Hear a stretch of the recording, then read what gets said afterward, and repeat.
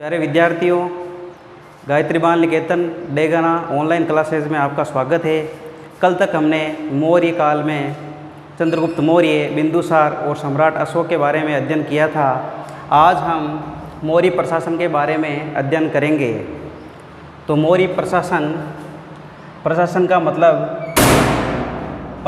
मतलब क्या होता है? शासन का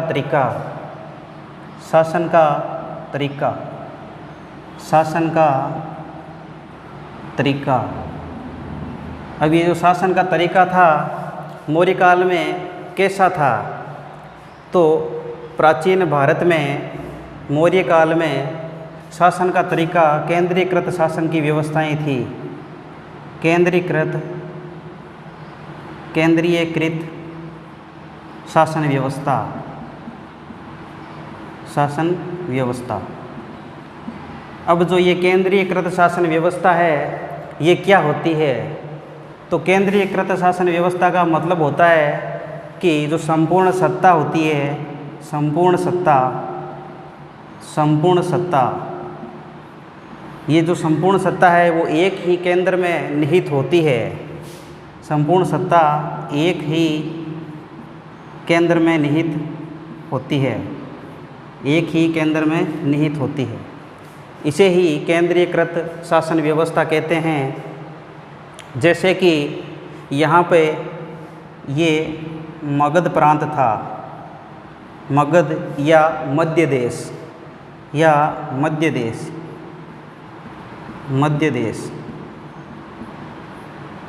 इस मगध प्रांत की राजधानी थी पाटलिपुत्र। और ये पाटलिपुत्र शासन का मुख्य केंद्र था। यहीं से पूरे भारतवर्ष का शासन कार्य संचालन होता था। इसके अलावा मौर्य काल में भारत में जो प्राचीन भारत था इसमें 5 प्रांत थे। यहाँ पे उत्तरापथ था। और जो ये उत्तरापथ प्रांत था, उत्तरापथ प्रांत की राजधानी तक्षशिला थी। और यहाँ पे अवंती प्रांत था। और अवंती प्रांत की जो राजधानी थी वो थी उज्जैन।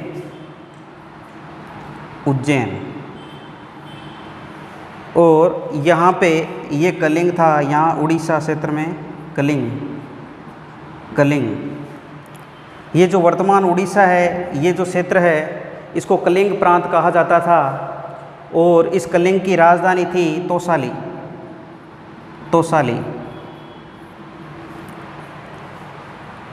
तो 5 प्रांत थे, 1, 2, 3, 4। एक प्रांत और था जिसका नाम था दक्षिणापथ। ये जो दक्षिणापथ है, इस दक्षिणापथ की राजधानी थी स्वर्णगिरी।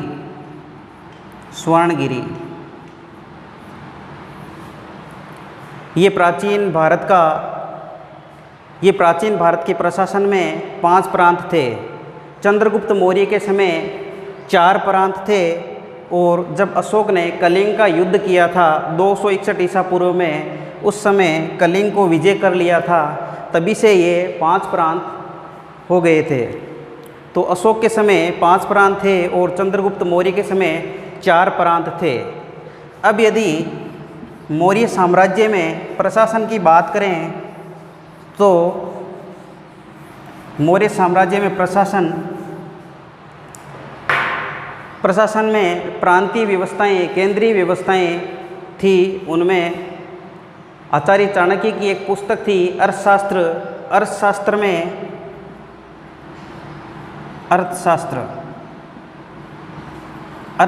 में जो राज्य होता है, राज्य के सप्तांग सिद्धांत बताए गए थे। और ये जो सप्तांग सिद्धांत इन सप्तांग सिद्धांतों में राज्य के 7 अभिन्न अंग माने गए थे। और 7 अभिन्न अंगों में प्रथम था राजा, और उसके बाद जनपद, जनपद और जनपद के बाद दुर्ग, दुर्ग के बाद जनपद और जनपद के बाद दुर्ग, दुर्ग के बाद कोस और सेना।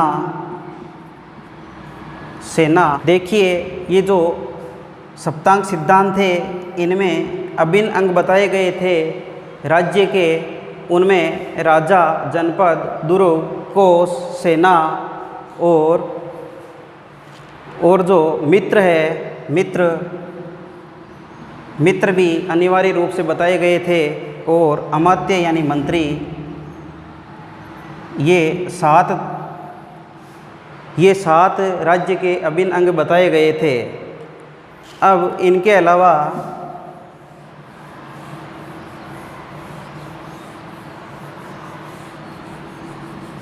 जो मौर्य प्रशासन में न्यायिक व्यवस्थाएं थी, न्यायिक व्यवस्था के अंतर्गत दो प्रकार के न्यायालय हुआ करते थे। एक था जिसका नाम था धर्म स्तरीय, और दूसरा था कंटक शोधन। अब जो ये धर्म स्तरीय है, इसमें दीवानी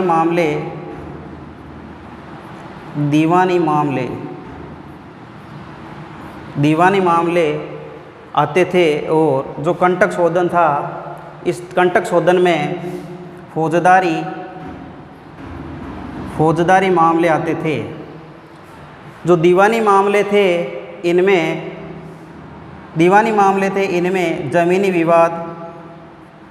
ज़मीनी विवाद और पैसों से संबंधित जो भी विवाद होते थे वो दीवानी मामलों में आते थे। और इसका जो प्रधान होता था उसका नाम व्यवहारिक होता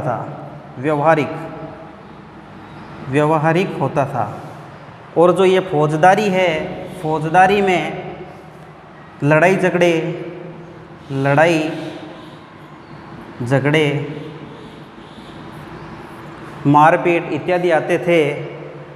इसमें फौजदारी का जो मुख्य प्रधान होता था उसका नाम, जो फौजदारी का प्रधान होता था उसे प्रदेष्टा कहा जाता था, प्रदेष्टा।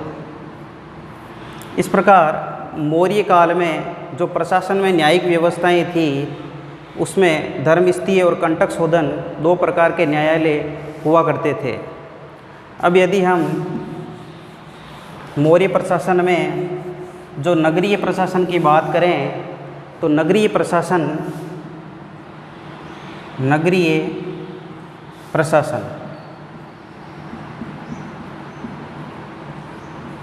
इस नगरीय प्रशासन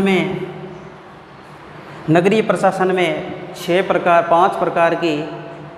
प्रकार की समितियां होती थी। 6 समितियां होती थी। और जो ये 6 समितियां होती थी इनमें प्रत्येक में 5 सदस्य होते थे, 5 सदस्य। अर्थात कुल जो सदस्य थे वो 30 सदस्य थे, 30 मेंबर थे, कुल 30 मेंबर थे। अब बात करें इन समितियों की तो जो पहली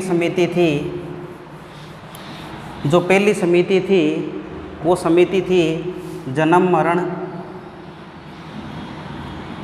मरण पंजीयन समिति।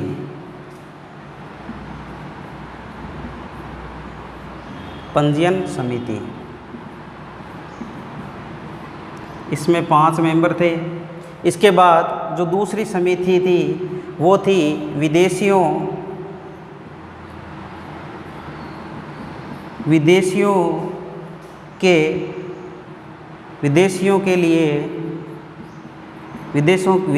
के लिए जो इनकी रख रखाव है, विदेशियों के लिए जो इनकी देख रेख है, विदेशियों के लिए जो देख रेख समिति। विदेशियों के लिए देखरेख समिति। और जो तीसरी समिति थी उसका नाम था व्यापार व वाणिज्य समिति। वाणिज्य समिति ये व्यापार से संबंधित थी। इसके बाद यदि हम चौथी समिति देखें तो व्यापारियों द्वारा तैयार माल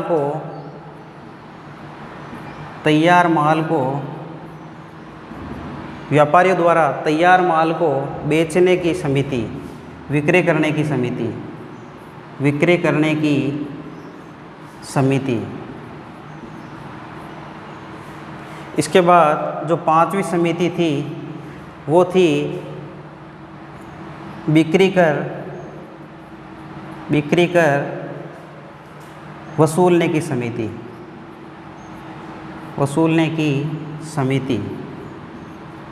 बिक्री कर वसूलने की समिति। इस प्रकार ऐसी समितियाँ थी जो कि नगर प्रशासन के लिए अपनी हिस्सेदारी तय करती थी और नगर का प्रशासन चलाने में सहायता प्रदान करती थी।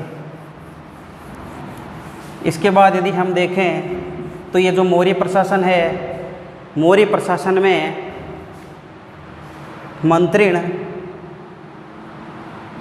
मंत्रिण और मंत्री परिषद ये दो प्रकार की व्यवस्थाएं थी। इनमें जो मंत्रिण होते थे, इन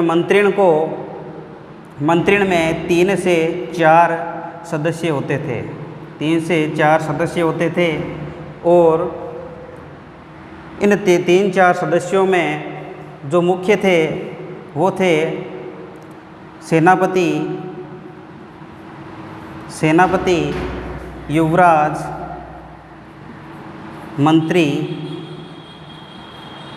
मंत्री और पुरोहित। अब ये जो 3-4 मेंबर हैं इनका जो निर्वाचन है वो एक पद्धति के द्वारा होता था जिसका नाम था उपदा परीक्षण। ये उपदा परीक्षण क्या होता है? तो उपदा परीक्षण में इन व्यक्तियों के चरित्र और बुद्धि लब्धि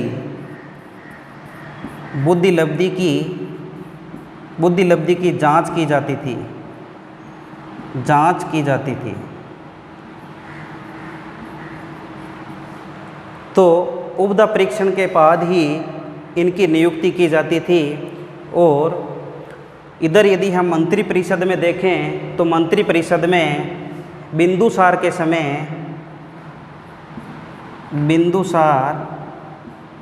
समय मौर्य प्रशासन में जो मंत्री परिषद थी, मंत्री परिषद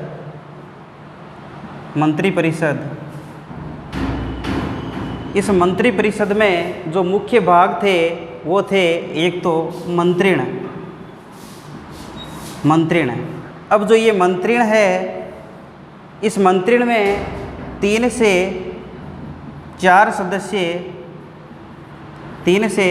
सदस्य होते थे और इन 3-4 सदस्यों में जो मुख्य व्यक्ति थे वो थे सेनापति और युवराज, पुरोहित।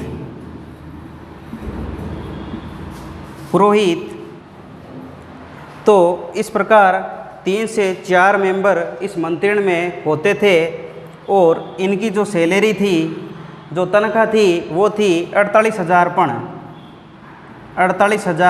पण। इनमें एक मंत्री भी होता था। अब ये जो सेनापति, युवराज, पुरोहित और मंत्री ये मंत्रिण में आते थे और इनकी जो सैलरी थी वो 48,000 पण थी, किंतु इनका जो सिलेक्शन होता था, जो नियुक्ति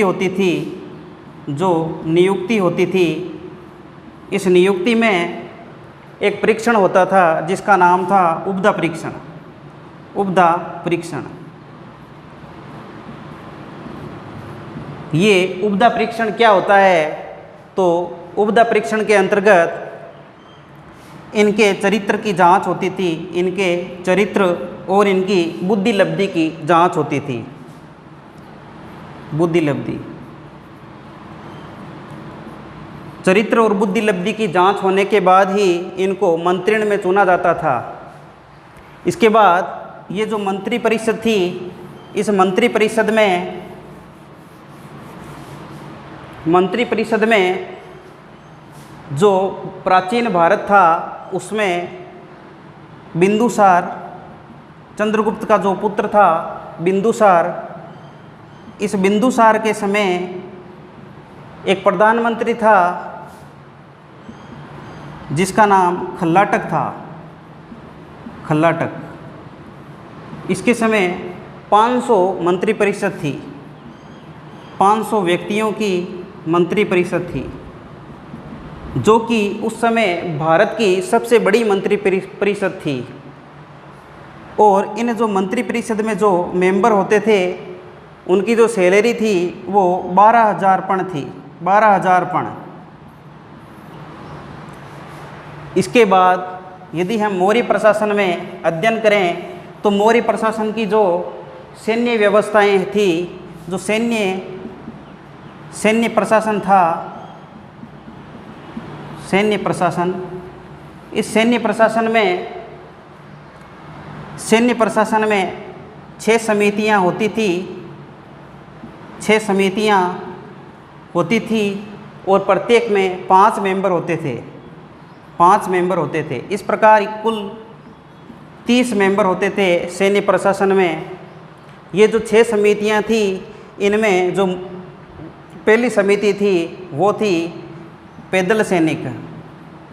पैदल सैनिक, ये जो पैदल सैनिक थे ये चंद्रगुप्त मौर्य के समय 6 लाख की सेना थी, 6 लाख की सेना थी। इसके बाद यदि हम देखें दूसरी समिति तो अश्वारोही समिति।